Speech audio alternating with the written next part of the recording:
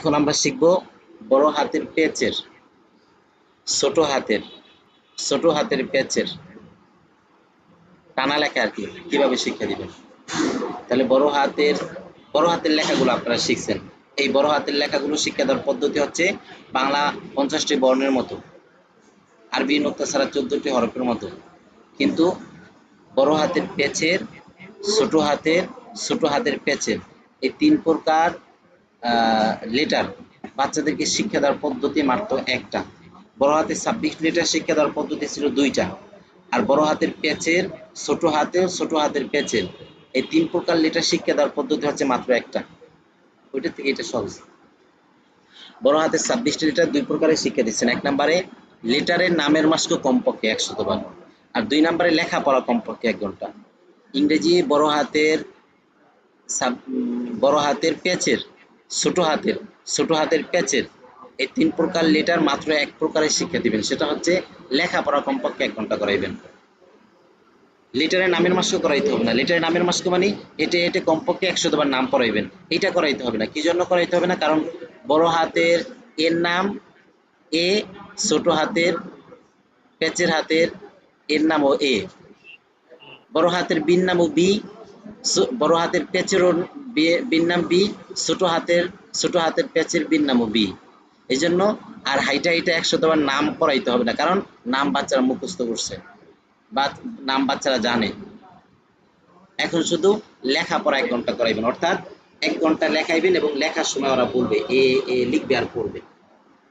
আচ্ছা, তাহলে এক প্রকারে কিভাবে ছোট হাতের পেচের বা বড় হাতের পেচের লেটার কিভাবে শিক্ষা দিবেন, চলেন আমরা এখন শিখি।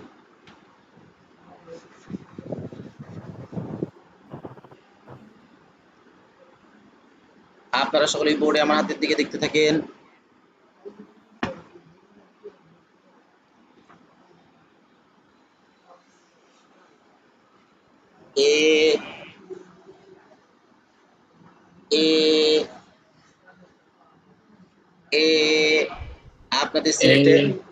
আপনাদের সিলেটের বাম দিক থেকে এভাবে লিখতে থাকেন, পড়তে থাকেন।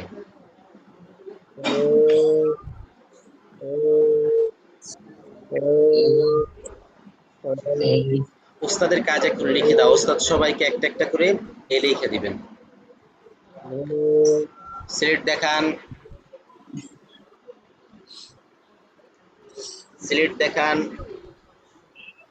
সিলেট ঘুরান। মাশাআল্লাহ, খুব সুন্দর হয়েছে। আরো সুন্দর করে লেখার চেষ্টা করবেন। সিলেট মুছে দেখান। আপনাদের সিলেটের মাঝখানে সুন্দর করে একটা এ লেখেন।